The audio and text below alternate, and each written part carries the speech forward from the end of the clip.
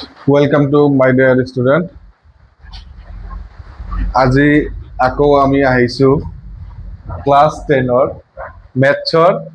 বৃত্ত অধ্যায়ৰ কি যে বৃত্ত অধ্যায় আছে এই অধ্যায়ৰ পৰা আমাৰ পৰীক্ষাত হ'ব পৰা এমসিকিউ বোৰৰ বিষয়ে জানিবলৈ বা এমসিকিউ বোৰ কেনেকৈ কৰিব পাৰি এই এমসিকিউৰ কাৰণে আমাক কি লাগিব এইবোৰ বিষয়ে জানিবলৈ আজি আমি এই ভিডিঅটো কৰিম ঠিক আছে আজি আৰু এটা কথা এই পয়েন্ট বৰ বা বিন্দু বৰ বা কথাবোৰ যিবোৰৰ সহায়ত আমি বৃত্ত অধ্যায়ৰ সকলোবোৰ এমসিকিউ 100% সিওৰিটিত মই কৈছো যিকোনো এমসিকিউ এইটো অধ্যায়ত তোমালোকে কৰিব পাৰিবা যিকোনো এমসিকিউ যিমান কঠিন কৈয়ে নিদিয়ক কিয়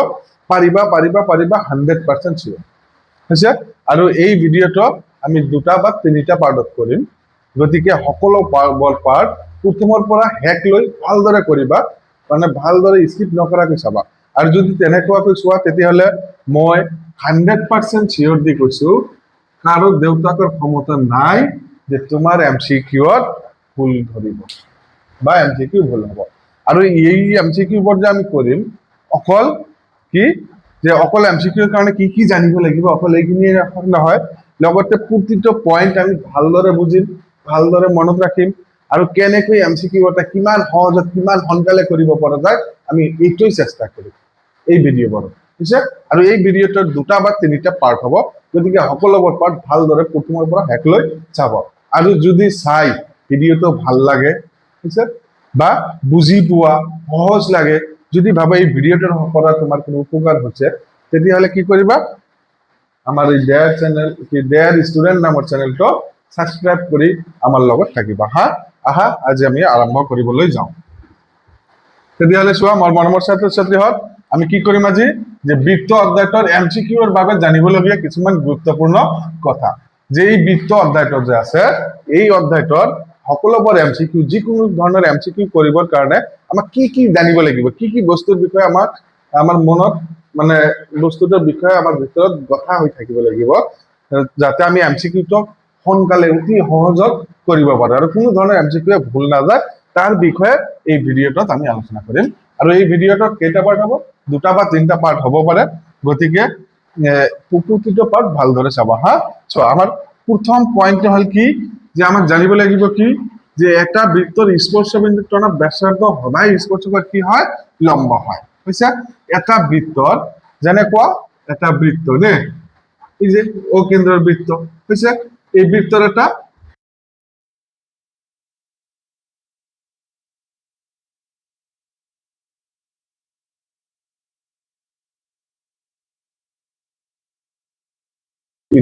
তেতিয়াহলে আমি ওৰ পৰা পি যদি সংযোগ কৰি দিও কি পাম বৃত্তটোৰ এটা ব্যাসাৰ্ধ অৰ্থাৎ স্পৰ্শবিন্দু বৃত্তটোৰ কি আছিল এটা ব্যাসাৰ্ধ আছিল এই ব্যাসাৰ্ধটো সদায় সকলো সময়তে এপি কি হ'ব যে ওপি টো সদায় এপি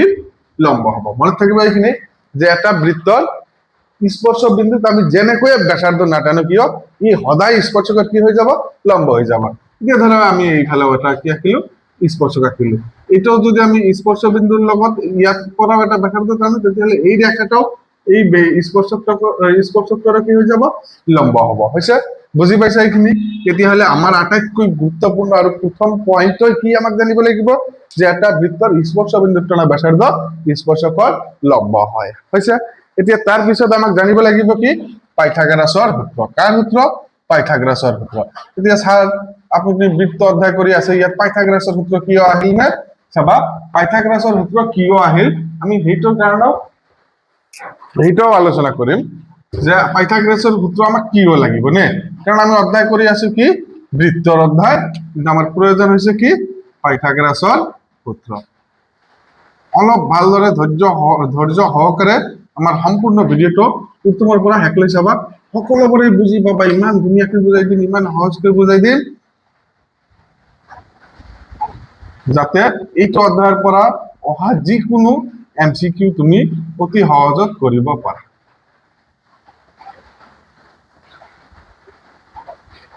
আছে তেতিয়াহলে আমাক পাইথাগোৰাছৰ সূত্ৰ কিয় লাগিব নে আচ্ছা ধৰা এটা বৃত্ত লৈছো ও কেন্দ্ৰ এটা বৃত্ত লৈছো বৃত্তটোৰ এটা বহিবিন্দু লৈছো পি পি বহিবিন্দুৰ পৰা বৃত্তটাৰ এটা কি আঁকিলো স্পৰ্শক কি আঁকিছো স্পৰ্শক স্পৰ্শকটোৰ নাম দিলো কি পি কিউ নে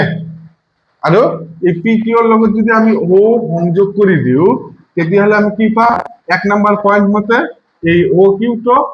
পি কিউ স্পৰ্শকৰ কি হ'ব লম্ব অৰ্থাৎ ইয়াত কিমান ডিগ্ৰী কোণ পাম আমি 90 ডিগ্ৰী নে কিমান ডিগ্ৰী কোণ পালো ইয়াত 90 ডিগ্ৰী আৰু যদি আমি ও আৰু পি সংযোগ কৰি দিও নে তেতিয়াহলে চোৱাচোন কি ত্ৰিভুজ পালো ও পি কিউ বা পি ও কিউ এটা কি পাম ত্ৰিভুজ পাম কি পালো এটা ত্ৰিভুজ পালো আৰু এই ত্রিভুজটা কি ত্রিভুজ হ'ব এই ত্রিভুজটা এটা সমকোণী ত্রিভুজ হ'ব কি সমকোণী ত্রিভুজ কারণ এই যে কিউ স্পর্শ বিন্দু ব্যাসার্ধ 8টা নিছি ও কিউ ব্যাসার্ধ গতিকে ব্যাসার্ধটো পি কিউ এর উপর কি হ'ব লম্ব লম্ব মানে ইয়াত কিমান ডিগ্ৰী 90 ডিগ্ৰী আৰু আমি জানো যি ত্ৰিভুজত এটা কোণ 90 ডিগ্ৰী হয় সেই ত্ৰিভুজটো কি কয় সমকোণী ত্ৰিভুজ বুলি কোৱা হয় যদি কোনো ত্ৰিভুজৰ এটা কোণ 90 ডিগ্ৰী হয় তেতিয়াহলে এই ত্ৰিভুজক কি ত্ৰিভুজ বুলি কোৱা হয় সমকোণী ত্ৰিভুজ হয় আৰু তোমালোকে নিশ্চয় ইতিমধ্যে পাই আহিছা বা জানা যে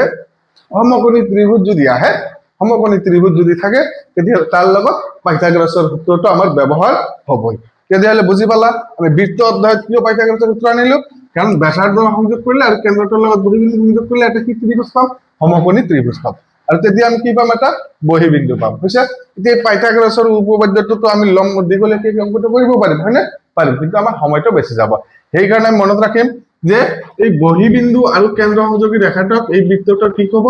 কৰ্ণ কব কি কব বহিবিন্দু আৰু বৃত্তটোৰ কেন্দ্ৰ সংযোগী ৰেখাটো এই বৃত্তটোৰ কি হৈ যাব কৰ্ণ হ'ব নে আৰু এই দুটাৰ এটা হ'ব লম্ব আৰু এটা হৈ যাব ভূমি এইখিনি নিশ্চয় তুমি জানা নে লম্ব আৰু ভূমি কোনটো হ'ব এতিয়া চোৱা আমি যেতিয়া এমসিকিউ কৰিম তেতিয়া আমি এটো কেনেকৈ সহজত কেনেকৈ কৰিম নে তে কেনেকৈ কৰিম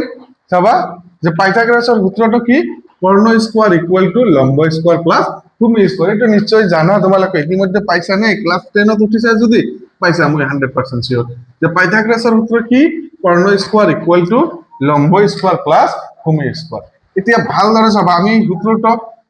নকৰাকৈ বা অংকটো মানে সম্পূৰ্ণৰূপে নকৰাকৈ আমি কেনেকৈ কিমান সহজত এমসিকিউ বোৰ ইয়াত কৰিব পাৰিম ধৰা হল এটা কেন্দ্ৰৰ বৃত্ত এটাৰ বহিবিন্দু লৈছো পি ইয়াৰ পৰা এ পি এটা কি আঁকিলো স্পৰ্শক আঁকিছো বুঝছে এতিয়া ও আৰু এ সংযোগ কৰি দিলে ও এটা বৃত্তটো কি হ'ব ব্যাসার্ধ কোন বিন্দু থকা ব্যাসার্ধ এ বিন্দু স্পর্শ বিন্দু অর্থাৎ এটা কোণ কিমান ডিগ্ৰী পালো আমি 90 ডিগ্ৰী বুঝছে আৰু ও আৰু পি বহিবিন্দু আৰু কেন্দ্ৰ সংযোগ কৰিলে কি পাম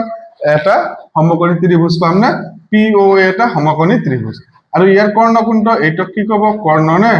আৰু এইটো কি হ'ব ও এটা হ'ব লম্ব আৰু এইটো হৈ যাব ভূমি হৈছে আৰু পাইথাগোৰাছৰ সূত্ৰ ব্যৱহাৰটো ভালদৰে মনত ৰাখিবা আমি কেনেকৈ কৰিম যদি আমাক কৰ্ণ দিয়া থাকে যদি আমাক কি দিয়া থাকে কৰ্ণ দিয়া থাকে আৰু লগতে লম্ব বা ভূমিৰ পৰা যিকোনো এটা দিয়া থাকে কি দিয়া থাকিব লাগিব যদি আমাক কৰ্ণ আৰু লম্ব বা ভূমি যদি আমাক কৰ্ণ আৰু লম্ব বা ভূমি এই দুটাৰ পৰা এটা দিয়া থাকে আৰু এটা ওলাবলৈ দিব হৈছে দুটাৰ পৰা কেইটা দিয়া থাকিব এটা দিয়া থাকিব কৰ্ণ দিয়া থাকিব কৰ্ণ আৰু লম্ব বা ভূমিৰ পৰা যিকোনো এটা দিয়া থাকিব তেতিয়ালে বাকিটো কেনেকৈ ওলাম নে তেতিয়া সহজত মনত ৰাখিবা কৰ্ণটোৰ স্কয়াৰ কৰি আৰু যেটো দিয়া থাকিব এটা মাইনাস এইটোৰ স্কয়াৰ কৰি কি কৰিম মাইনাস কৰিম হৈছে লম্ব দিয়া থাকিলে লম্বৰ স্কয়াৰ কৰি মাইনাস কৰিম ভূমি দিয়া থাকিলে ভূমিৰ স্কয়াৰ কৰি মাইনাস কৰিম আৰু যেটো পাম বিয়োগফল তাৰ ওপৰত কি বহাই দিম ৰুট বহাই দিম হৈছে বুজি পাইছা যে কৰ্ণ আৰু লম্ব হৈছে কৰ্ণ আৰু লম্ব বা ভূমি এই তিনিটা বাহুৰ পৰা যদি আমাক কৰ্ণ দিয়া থাকে কি দিয়া থাকে কৰ্ণ দিয়া থাকে আৰু এই দুটা পৰা যিকোনো এটা দিব পাৰে লম্ব দিব পাৰে ভূমিও দিব পাৰে কোনটো দিয়া থাকে থাকক যদি কৰ্ণ দিয়া আছে আৰু এই দুটা পৰা এটা দিয়া আছে তেতিয়াহলে আমি কি কৰিম কৰ্ণৰ স্কয়াৰ মাইনাস লম্বৰ স্কয়াৰ কৰি যেটো ফল পাম তাৰ ওপৰত কি দিম এটা ৰুট দি এটা সমাধান কৰিলে আমি তাৰ উত্তৰটো সহজত পাই যাম তাৰ কাৰণে আৰু আমাক গোটেই অংকটো কৰিব নালাগে হৈছে আৰু এটা ক্ষেত্ৰ আহিব পাৰে বা পৰিস্থিতি আহিব পাৰে যি পৰিস্থিতিত কি হ'ব দিয়া আছে কৰ্ণ দিয়া নাই তাৰ মানে কৰ্ণ ওলাবলৈ দিছে যদি আমাক কৰ্ণ ওলাবলৈ দিয়ে তেতিয়াহলে এই লম্বটোৰ স্কয়াৰ কৰিম প্লাস কৰিম ভূমিটোৰ স্কয়াৰ যি आंसर পাম তাৰ ওপৰত কি দিম ৰুট দিম বুজিছা লম্ব স্কয়াৰ কৰিম ভূমি স্কয়াৰ কৰিম যি স্কয়াৰ পাম অৰ্থাৎ যোগফলটা যি পাম তাৰ ওপৰত কি দিম ৰুট দিম ৰুট দিলেই আমাৰ কৰ্ণটা ওলাই যাব তেতিয়াহ'লে মনত থাকিব যে পাইথাগোৰাসৰ সূত্ৰৰ ব্যৱহাৰৰ ক্ষেত্ৰত আমাক দুটা পয়েন্ট ইয়াত আমি মনত ৰাখিম যদি কৰ্ণ দিয়া আছে বুঝছে যদি কি দিয়া আছে কৰ্ণ তেতিয়াহ'লে কি কৰিম কৰ্ণৰ লগত আৰু যিটোই দিয়া থাকক কিয় আমি কৰ্ণ স্কয়াৰৰ পৰা সেইটো মাইনাস কৰি দি এনসাৰৰ ওপৰত ৰুট দিলে এনসাৰ পাম আৰু যদি কৰ্ণ ওলাবলৈ দিছে অৰ্থাৎ কৰ্ণ দিয়া নাই তেতিয়াহ'লে লম্ব স্কয়াৰ আৰু ভূমি স্কয়াৰ প্লাস কৰি তাৰ ওপৰত ৰুট দিম আমাৰ এনসাৰ খিনি হৈ যাব হা বুজি পাইছা এইখিনি এতিয়া চোৱা এই যিখিনি কলো এটো বুজাৰ কাৰণে এটা উদাহৰণ লোৱাচোন এই উদাহৰণৰ সহায়ত আমি কৰিছো ধৰি লৈছো আমাক কৰ্ণটো দিছে 5 সেন্টিমিটাৰ কিমান দিছে 5 সেন্টিমিটাৰ এটা দিলে 4 সেন্টিমিটাৰ এটা কৈছে বৃত্তটোৰ ব্যাসাৰ্ধ OA উলিও তেতিয়াহ'লে কেনে কি কৰিম চাবা কৰ্ণ কিমান আছে 5 গতিকে 5 স্কয়াৰ 25 কৰ্ণ দিয়া আছে গতিকে বাকি যেটো দিয়া আছে এইটো ইয়াৰ পৰা কি কৰি দিম মাইনাস কৰি দিম এইটোৰ স্কয়াৰ কিমান হ'ব 4 স্কয়াৰ 16 25 minus 16 কিমান হয় 19 ওপৰত কি দিম ৰুট আমি জানো ৰুট ওভাৰ 19 9 মানে কিমান 3 গতিকে আমাৰ এইটো বৃত্তটোৰ ব্যাসাৰ্ধ কিমান পাই যাম 3 সেন্টিমিটাৰ পাই যাম বুজিছা তেতিয়াহ'লে আমি কেনেকৈ এমসিকিউ বৰ কৰিম যে যদি কৰ্ণ দিয়া আছে আৰু লগতে এটা বাহু দিয়া আছে তেতিয়াহ'লে কৰ্ণৰ স্কয়াৰ মাইনাস এটা বাহুৰ স্কয়াৰ তেতিয়া আৰু যেটো বিয়োগফল পাম তাৰ ওপৰত ৰুট দিলে আমি বাকি বাহুটো ওলাব পাৰিম আৰু যদি আমাক কৰ্ণ ওলাবলৈ দিয়ে ধৰা এইটো দিয়া নাই আমাক এইটো ওলাবলৈ দিছে তেতিয়াহ'লে কি কৰিম এইটোৰ স্কয়াৰ কৰিম প্লাস কাৰণ কৰ্ণ দিয়া নাই গতিকে প্লাস কৰিম 3 স্কয়াৰ কিমান হৈ যাব 925 এইটোৰ ওপৰত ৰুট দিম তাৰ মানে কিমান পাম এইটো পাই যাম 5 তেতিয়াহ'লে বুজিছা এইটো পাইথাগোৰাসৰ সূত্ৰ ব্যৱহাৰ কৰি আমি কেনেকৈ এমসিকিউ বৰ কৰিম হৈছে তেতিয়াহ'লে ভালদৰে বুজিবা হা মনত ৰাখিবা এতিয়া আহো আমি 3 নম্বৰ পয়েন্ট আমাক 3 নম্বৰ পয়েন্ট কি দিছে চোৱাচোন যে এটা বৃত্তৰ বহিবিন্দুৰ পৰা বৃত্তলৈ টনা স্পৰ্শক পৰৰ দৈৰ্ঘ্য সদায় কি হয় সমান হয় ধৰা এইটো এটা বিন্দু লৈছো অকেন্দ্ৰৰ বৃত্ত লৈছো ইয়াৰ এটা বহিবিন্দু লৈছো পি এই বহিবিন্দুৰ পৰা আমি যদি বৃত্তটোলৈ নহয় কেইটা স্পৰ্শক টানিব পাৰিম দুটা নে যদি দুটা স্পৰ্শক টানো তেতিয়াহ'লে এই স্পৰ্শক দুটা কি হ'ব সমান হ'ব উদাহৰণ হিচাপে ধৰা আমি অকেন্দ্ৰৰ বৃত্তৰ পি বহিবিন্দুৰ পৰা পি আৰু পিবি দুডাল স্পৰ্শক টানিছো তেতিয়াহ'লে আমি কি পাম P a equal to PB পাম মনত থাকিব এইখিনি যে এটা বহিবিন্দুৰ পৰা এটা বৃত্তলৈ টনা স্পৰ্শক পৰৰ দৈৰ্ঘ্য আমি সদায় কি পাম সমান পাম চাবা বহিবিন্দু আৰু কিবা কিবি যদি বুজাত অসুবিধা থাকে বা যে আলোচনা কৰা হোৱা নাই তেতিয়াহ'লে আমাৰ এটা ভিডিও আছে 1 ঘণ্টাৰ ভিডিও আছে এই ভিডিওটো সম্পূৰ্ণৰূপে চাই ল'ব তেতিয়াহ'লে সকলোবোৰ কনসেপ্ট পাই যাবা হা তেতিয়াহ'লে 1 নম্বৰ পয়েন্ট কি পাইছো আমি মনত আছে 1 নম্বৰ পয়েন্টত পালো কি প্ৰথমতে আমি কি পাইছো যে বৃত্তটাৰ স্পৰ্শ বিন্দুত টনা ব্যাসাৰ্ধ স্পৰ্শকৰ সদায় কি হয় লম্ব হয় এতিয়া 2 নম্বৰত কি পালো যে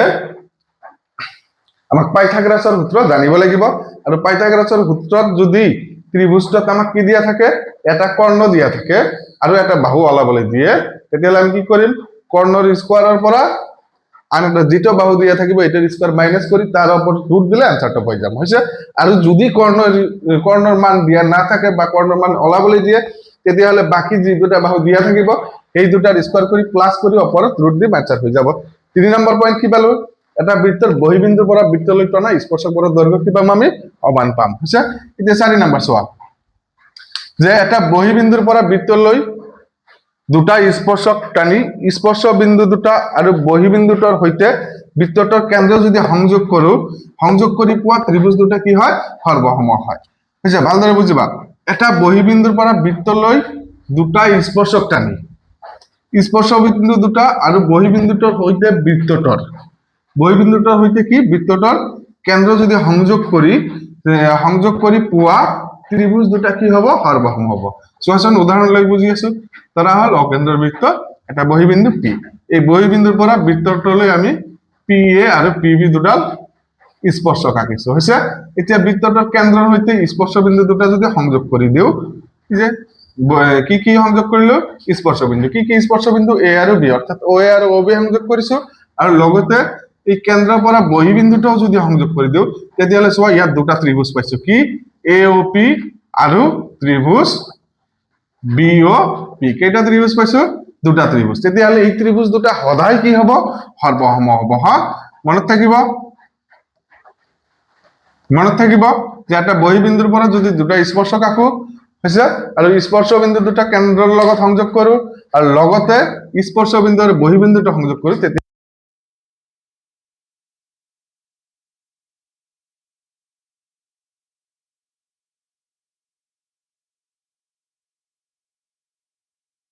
কি হব সৰ্বসম হব হৈছে মনত থাকিব হয় এই সমকোণী ত্ৰিভুজ দুটা সদায় বা প্ৰতিটো ক্ষেত্ৰতে কি হব সৰ্বসম হব এবাৰ মনত ৰাখিলে আমাক এমসিকিউ কৰিব নালাগে আমি মুখে মুখে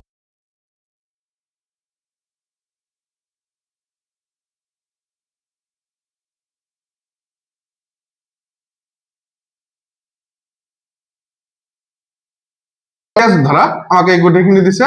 80 ডিগ্ৰী তেতিয়াহলে 2 নম্বৰটো বা 1 নম্বৰটো কিমান হ'ব কোৱাচোন কাৰণ কি এই দুটা ত্ৰিভুজ আমি কি পাম সৰ্বসম তাৰ মানে এইটো আৰু এইটো কি সমান পাম তাৰ মানে 80 ক 2 ভাগ কৰিম যাতে সমান হয় তেতিয়াহলে এইটো কোণ 40 পাম এইটো কোণ 40 পাম হৈ গল হৈছে এতিয়া ধৰা আমাক এই গোটেইখিনি দিলে 120 100 ডিগ্ৰী তেতিয়াহলে এইখিনি কিমান পাম কারণ এই ত্রিভুজ দুটা কি পাম আমি সর্বসম তার মানে এইটো কোণ সমান এইটো কোণ সমান আর সমান মানে তেতিয়া এতিয়া আছে 100 100 ডিগ্ৰীটো কেইটা ভাগত ভাগ হৈছে দুটা সমান ভাগত ভাগ হৈছে গতিকে এইটো কোণ 50 ডিগ্ৰী এইটো কোণ কিমান হৈ যাব 50 ডিগ্ৰী তেতিয়াহলে বুজিছা এই পইণ্টটো মনত থাকিব ভালদৰে মনোযোগ দিবা হা তেতিয়া পিছৰ পইণ্টলৈ যাম এতিয়া পিছৰ পইণ্টত কি কৈছে চোৱাচোন ইয়াৰ পিছৰ পইণ্টত কলে কি আমাৰ 4 নম্বৰটো হৈ গল এতিয়া 5 নম্বৰ কি কৈছে দুটা উৎকেন্দ্ৰিক বৃত্তৰ ডাঙৰ বৃত্তৰ জেডালে সৰু বৃত্তক এটা বিন্দুত স্পৰ্শ কৰিলে স্পৰ্শ বিন্দুত জেডাল কি হয় সমদ্বি খণ্ডিত হয় অৰ্থাৎ দুটা ঐক্যকেন্দ্ৰিক বৃত্ত মানে এক কেন্দ্ৰৰ দুটা বিন্দু দুটা বৃত্ত ধৰা হল ও কেন্দ্ৰৰ এই যে এইটো এটা বৃত্ত এইটো এটা বৃত্ত অৰ্থাৎ চোৱাচোন এটা কেন্দ্ৰতে কেইটা বৃত্ত আঁকিছো দুটা নে তাৰমানে এক কেন্দ্ৰৰ যদি দুটা বৃত্ত হয় আৰু ডাঙৰ বৃত্তৰ এডাল জে আঁকিম আৰু জেটো কেনেদৰে আঁকিম এনেদৰে আঁকিম যাতে সৰু বৃত্তটো কি হক কি কৰে স্পৰ্শ কৰে ধৰা হল ডাঙৰ বৃত্তৰ এ বি জেডালে সৰু বৃত্তক কি কৰিলে পি বিন্দুত স্পৰ্শ কৰিলে তেতিয়াহলে 5 নম্বৰ পইণ্ট মতে আমি কি পাম AP = PB পাম কি পাম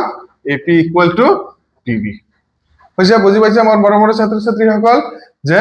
যদি দুটা ঐক্যকেন্দ্ৰিক বৃত্ত হয় আৰু ডাঙৰ বৃত্তৰ জেডালে সৰু বৃত্তটাক এটা নির্দিষ্ট বিন্দুত কি করে স্পর্শ করে তেতিয়াহলে এই স্পর্শ বিন্দুতেই এই জেডাল কি হয়ে যাব সমদ্বিখণ্ডিত হ'ব অর্থাৎ এইফালে যিমানখিনি থাকিব এইফালেও সিমানখিনি থাকিব অর্থাৎ এইফাল এটা যদি 3 হয় এটাও 3 হ'ব এটাও যদি 4 হয় এটাও 4 হ'ব অর্থাৎ PA যদি 4 হয় তেতিয়াহলে PBও কিমান হ'ব 4 হ'ব এতিয়া কবাচোন আমার PB আছে 5 সেন্টিমিটার কিমান সেন্টিমিটার 5 সেন্টিমিটার তেতিয়াহলে AB কিমান হ'ব সো এখানে কি হলো যায় PB হবে 5 গতিকে এটা কি 5 গতিকে আমি এর পরে AB কিমান পাম 5 + 5 অর্থাৎ 10 সেন্টিমিটার পাই যাব বড় ছাত্র ছাত্রীসকল যদি বুজি পাইছে তেতিয়ালে চ্যানেলটো সাবস্ক্রাইব কৰি লবা কাৰণ কি কাৰণটো হল এই যে পয়েন্টবোৰ আমি লিখি আছো এনে নেকি নহয় এইবোৰৰ সহায়ত আমি এমসিকিউ কৰিম যাতে এইটো অধ্যায়ৰ এটা এমসিকিউ আমাৰ কোনেও কাটিব নোৱাৰে বা আমাৰ এটা এমসিকিউ ভুল নহয় আমি তেনেকুৱাকৈ কৰিম হৈছে অকল পয়েন্টবোৰ মনোযোগ দি ৰাখিবা মনত ৰাখিবা হা এতিয়া সব প্ৰথমৰ পৰা আকৌ এবাৰ কৈ আছো কি কি পয়েন্ট পাইছো 1 নম্বৰত পাইছো কি এটা বৃত্তৰ স্পর্শ বিন্দুর তলা ব্যাসার্ধ এই যে এটা বৃত্ত স্পর্শ বিন্দুর তলা ব্যাসার্ধ স্পর্শকর কি হয় লম্ব অর্থাৎ এই ওপি তো এই এবি এর কি হয়ে যাব লম্ব হবে হইছে তার পিছত 2 নম্বৰত পাইছো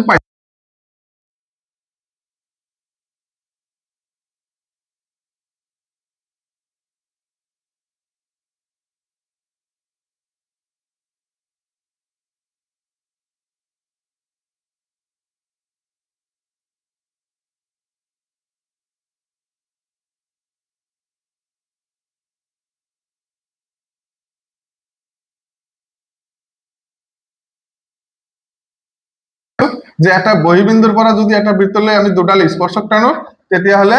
এই স্পর্শক দুটা কি হৈ যাব সদায় সমান হ'ব অর্থাৎ এই যে ও কেন্দ্ৰৰ বৃত্তলৈ এই বিন্দুৰ পৰা AB আৰু AC বহিবিন্দু টানিলাম কি পাম AB = AC পাম বুঝছে তাৰ পিছত 4 নম্বৰ পইণ্টত কি পালো এটা বহিবিন্দুৰ পৰা ও কেন্দ্ৰৰ বৃত্তলৈ দুটা যদি আমি স্পৰ্শক টানো কি টানো স্পৰ্শক টানো ধৰা এই ও কেন্দ্ৰৰ বৃত্তলৈ এ বহিবিন্দুৰ পৰা AP আৰু AQ দুডাল স্পৰ্শক পাইছো হইছে এতিয়া চোৱা আমি যদি এই ওৰ লগত P সংযোগ কৰো ওৰ লগত Q সংযোগ কৰো আৰু ওৰ লগত A সংযোগ কৰো তেতিয়ালে কি পাম দুটা সমকোণী ত্ৰিভুজ পাম কাৰণ এটা কোণ 90 ডিগ্ৰী এটা কোণ 90 ডিগ্ৰী হইছে তেতিয়ালে এই ত্ৰিভুজ দুটা অৰ্থাৎ AOQ আৰু AOP এই ত্ৰিভুজ দুটা সদায় সৰ্বসম হ'ব অৰ্থাৎ সৰ্বসমৰ মানে কি এই কোণটো আৰু এই কোণটো সমান পাম হইছে এই কোণটো আৰু এই কোণটো সমান পাম এই কোণটো আৰু এই কোণটো সমান পাম আৰু এই ডাঙৰটোৰ আধা পাম এই সৰু দুটা ডাঙৰটোৰ কি পাম আধা পাম কাৰণ আমি ধৰিলো ডাঙৰটো 80 ডিগ্ৰী তেতিয়াহ'লে এই 80 ডিগ্ৰী দুটা সমান ভাগত ভাগ কৰাৰ কিমান কি পাম 40 তাৰ মানে ডাঙৰটোৰ আধা পাম সৰু কোণটো ঠিক তেনেদৰে এইফালেও সেইটোই ব্যৱহাৰ হ'ব কাৰণ এই কোণটো আৰু এই কোণটো কি হ'ব পৰস্পৰ সমান আমাৰ এইটো যদি 120 ডিগ্ৰী থাকে এই কোণটো তেতিয়াহ'লে এই কোণটো কিমান হৈ যাব 60 ডিগ্ৰী 60 ডিগ্ৰী হৈছে বুজি পাইছে এইখিনি আৰু শেষৰ পইণ্ট কি আছিল যে দুটা ঐক্যকেন্দ্ৰিক বৃত্তৰ মানে এটা কেন্দ্ৰত যদি দুটা বৃত্ত থাকে আৰু ডাঙৰ বৃত্তটোৰ জেডালে যদি সৰু বৃত্তক এটা বিন্দুত স্পৰ্শ কৰে তেতিয়াহ'লে এই স্পৰ্শ বিন্দুতেই জেডাল কি হ'ব সমদ্বিখণ্ডিত হ'ব অৰ্থাৎ এইফালেও যিমান থাকিব সেইফালেও সিমানেই থাকিব হৈছে অৰ্থাৎ এপি ইকুৱেল টু কি হৈ যাব পিবি হৈছে বুজি পাইছা আমাৰ মৰমৰ ছাত্ৰ ছাত্ৰীসকল যদি বুজি পাইছা আৰু পিছৰ এই ভিডিঅ'টোৰ পিছৰ বাৰ্তা চাবলৈ আমাৰ চেনেলটো সাবস্ক্ৰাইব কৰি আমাৰ লগত থাকিব হা ধন্যবাদ থ্যাংক ইউ